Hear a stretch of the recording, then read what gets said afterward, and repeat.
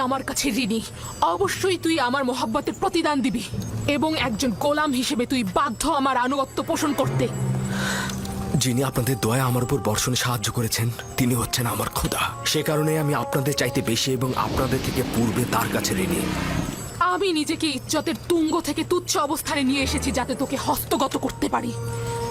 আমি অধিকার ছাড়বো না। আমি আমার ঈমান ও নিজস্ব চরিত্রকে সাময়িক কামনা বাসনার কাছে বিসর্জন করব না। আমি আর তুমি ছাড়া এই ঘটনা কেউ জানবে না। কিন্তু খোদাবন্দের নজর থেকে এটা আপনি কি করে গোপন করবেন?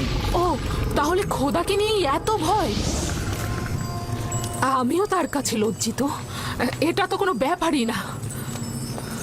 তোমার দৃষ্টি সহ্য করতে পারবো না। আমাকে ক্ষমা করো হে মহান আমুন। সে আর আমাদের গুনার সাক্ষী নয়। আমার ভয় মহাপরাক্রমশালী ও প্রখর দৃষ্টি সম্পন্ন খোদায়।